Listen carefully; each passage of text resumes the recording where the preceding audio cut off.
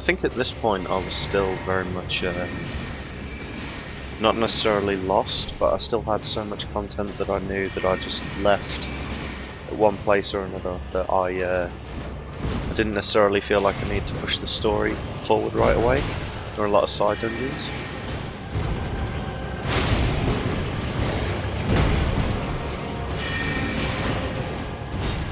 I think potentially what I had in mind when I made this clip was more or less the fact that this guy can probably still two-shot me, but now that I've got a bit of a taste for the mechanics, I'm not really in that same danger at all, which is hilarious because, you know, I could still die in an instant.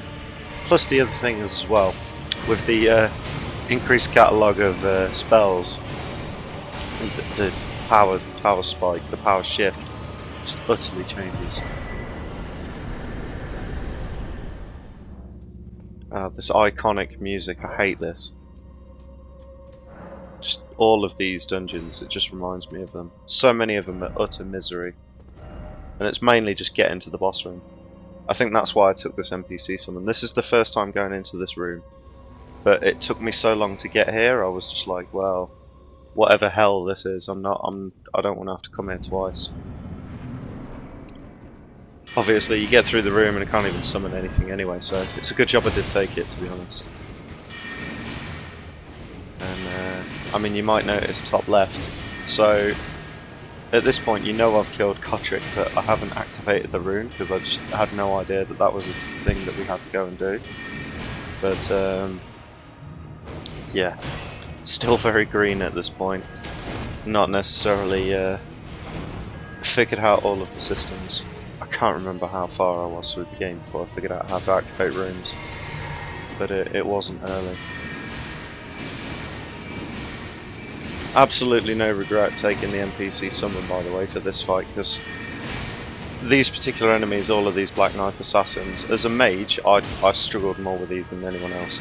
I know for a fact if I was playing any kind of tank build, like these are the sorts of enemies I would always batter, but they are just 100% made to destroy glass cannon clothies, and yeah, I mean, the final iteration of this kind of enemy in one of those like prisons that you fight later, I remember being it's almost one of my top 5 bosses, to be honest.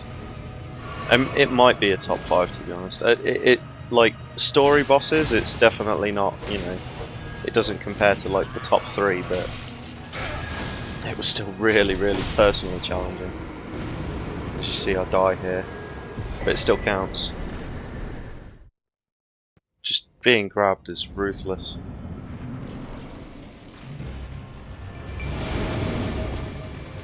I'm not sure if this clip I've just found this boss like way too late or what, but I actually have my genuine reaction here. I genuinely thought this was going to be a trap and there's going to be a second stage. Wait, what? Is that it?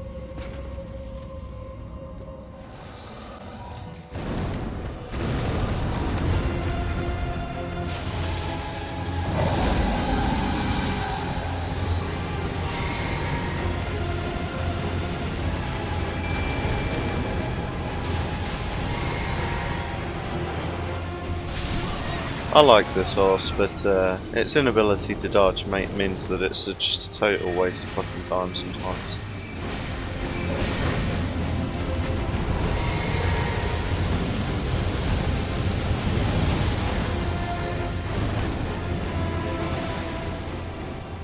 I remember feeling gutted when it disappeared, because I was proper psyched up that I'd finally managed to get it somewhere where I started doing damage to it. It was just gone. I remember this being a pretty powerful moment. Pretty iconic, like moving into any new area in a Souls game, but some of the landscape was really nice, to be honest. Which is, it's a nice change, the big open world from like, you know, all the dungeons, but you spend at least, I don't know, 30-40% of your time in the same copy pasta dungeons in Elden Ring, so you know, it's not like it's perfect, In fact, I would say, like, you know, some of the biggest gripes of this game is you spend so much time running around on this fucking horse just trying to get from A to B, and there's just massive empty spaces that, you know, you think to yourself, well, why did they add so many of these dungeons, and why didn't they just fill out more of the space? I guess the answer is more likely going to be a hardware issue, because as soon as you get into areas where there's like too much going on, you can sense that the frame rates gets a bit choppy, and I mean, it's always been the same with any like ground littered frost particles or fire particles. Everybody remembers like how low the frame rate went in Blighttown, like, and it's just shimmering water and stuff like that.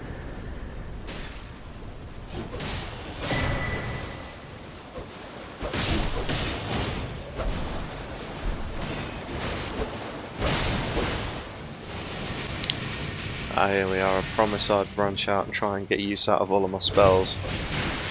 I remember, like, in this particular dungeon, I really used a bit of everything to try and get through, and it really wasn't a great effect. I mean, I obviously know Slime's, you know, fire vulnerability, but I was looking for a way to do serious damage. That sword ability is incredible, absolutely incredible. Like, look at that damage, man.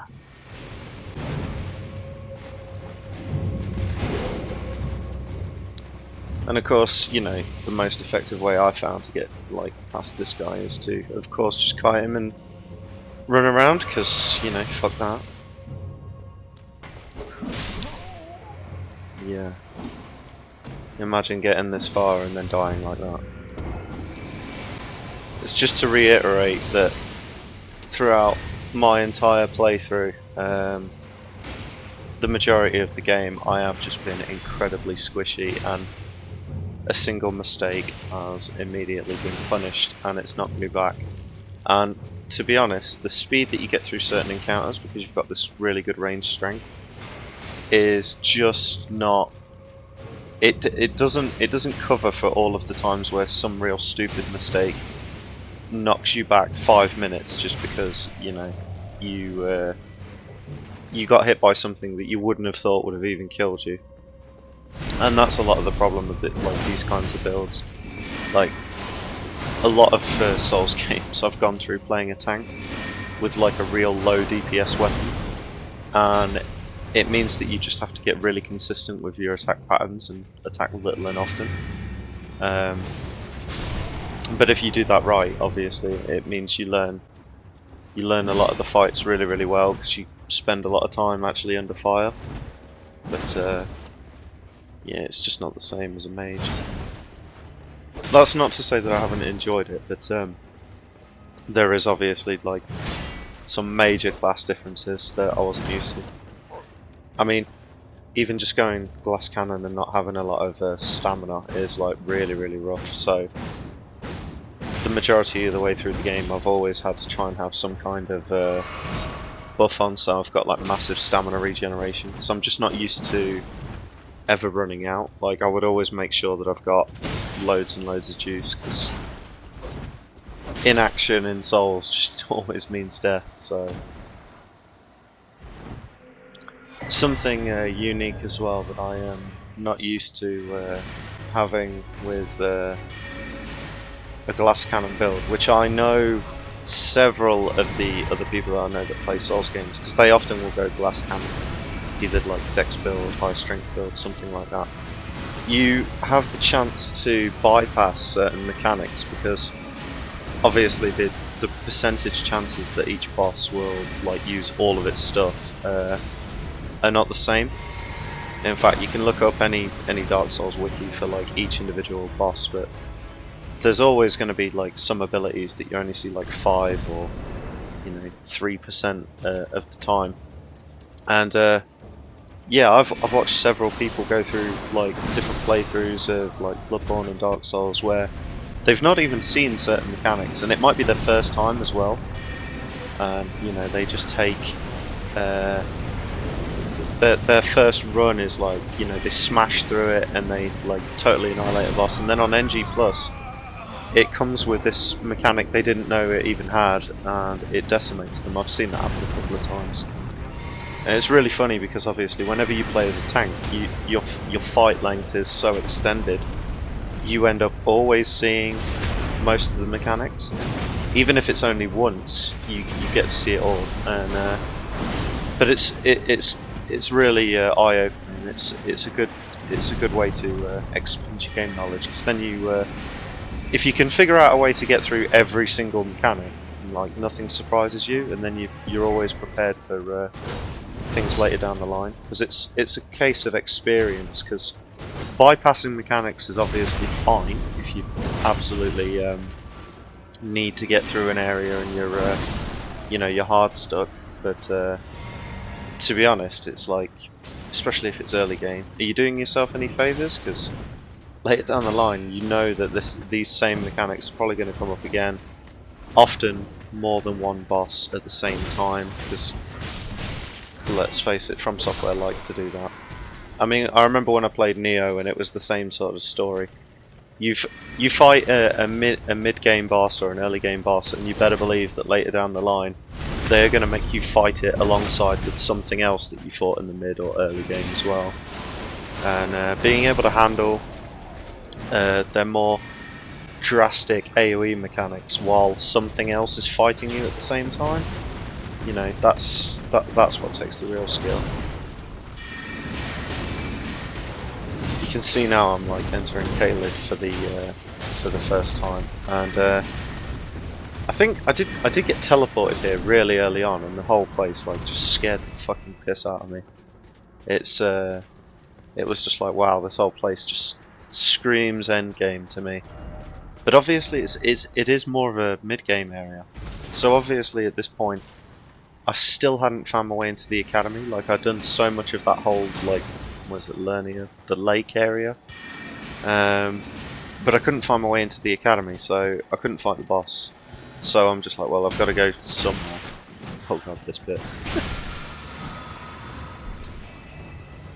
A real struggle. Accidentally equipping the shield as my main hand.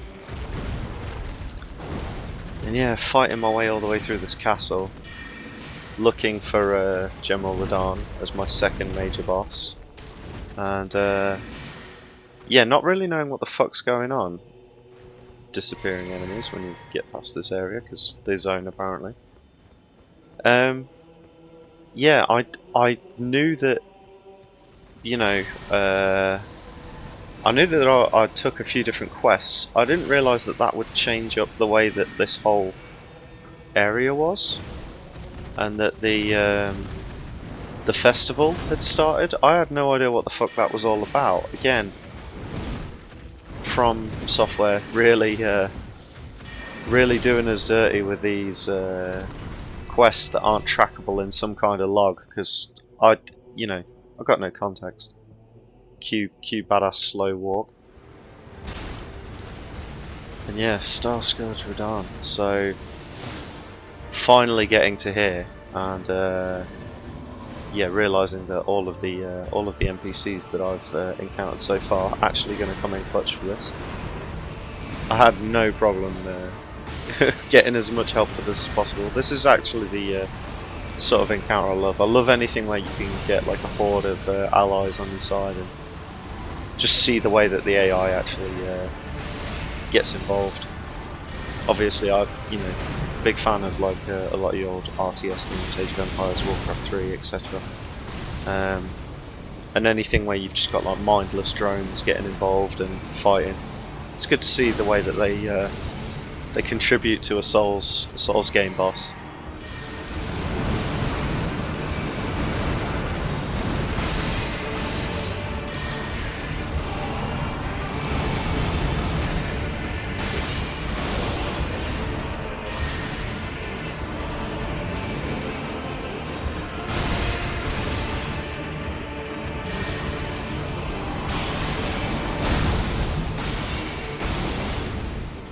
So if it's not painfully clear, if I get hit by any of these fucking balls, boulders, etc., I just die instantly. I don't think there's a single attack of his I can survive, which it does make this kind of painful to watch. It's it's lengthy and I've got to play it slow and boring. But you wouldn't believe how many times I tried to do this where I'm trying to get more involved with more up close spells, but it's just not viable for how squishy I am.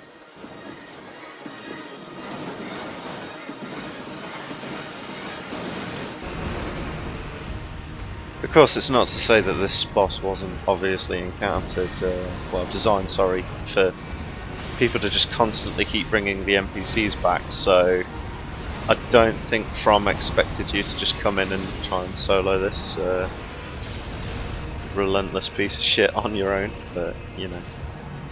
It still makes it a little dry that I can't get in closer. I think that the problem is, with a mage, like, you can do a lot of work as long as you're not under direct fire, but until you've got a certain amount of dexterity, you're pretty vulnerable. Because you need to be able to cast faster, or at least get items to help you cast faster. Otherwise, you're not going to be able to like do the up close and personal dodge rolling, and that is that's the biggest problem in the early game. Obviously, in time that changes.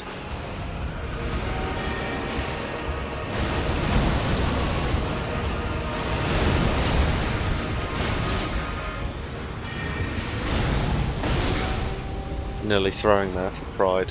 Surprised to see that that didn't actually kill me, but to be fair, that didn't even look like a strike. There's just being kind of near him.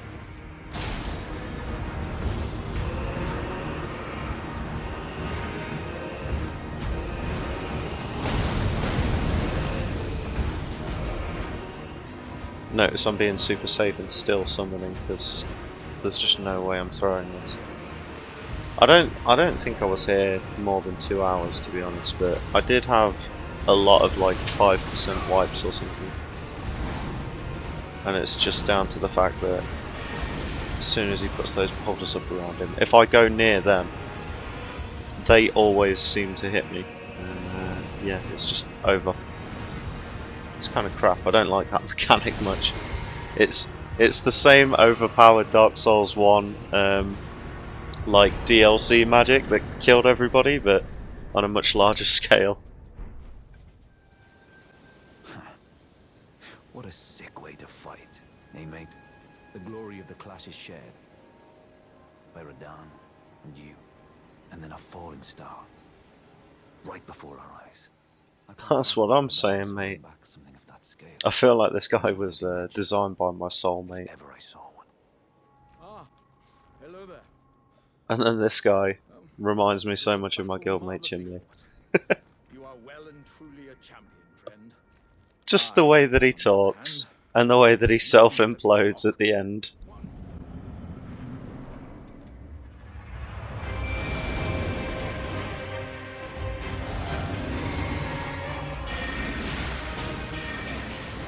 I remember coming into this area and just being like, oh, it's just another one of these things, so, you know, obviously won't be too taxing. But in the back of my mind I'm thinking, it's not going to be, is it? The area's big, a lot of bloodstains everywhere, you're not thinking to yourself, this enemy's going to have done this, and I know for a fact we've already fought a few of them. So you're expecting, you know, the classic, like, timed duo. I was even thinking maybe a third one would come in as well. And it's the sort of thing you wouldn't be surprised if by now, because after a Scholar of the First Sin, you're thinking to yourself, are From then just going to start adding in additional mobs, maybe for NG+? Maybe that would have been an additional mechanic, but it didn't seem to be the case. But yeah, this is not really too taxing once you've got the first one down.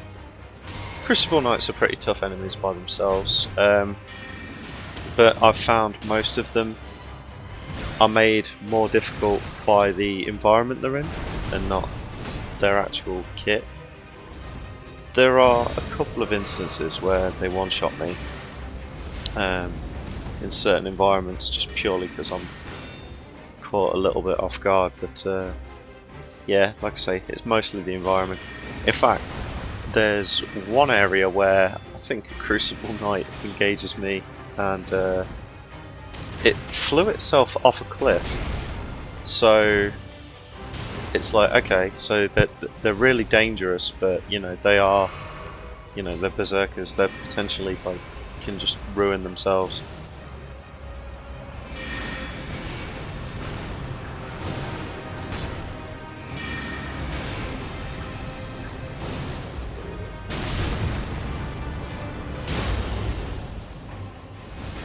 So you remember earlier I said about the headless, like teleporting and evading attacks. Like he just got in there and closed the distance then perfectly. Teleports behind you, nothing personal, kid. So sick. And that's the thing. Like even if he's somehow got himself zoned, he can just reappear like and be somewhere relevant. Really, really useful. I mean, he's not obviously high end damage, but he is still really, really useful. Pretty user friendly, I'd say. He's not, like I say, he's not the most powerful summon, but he's definitely got a very strong tanky niche.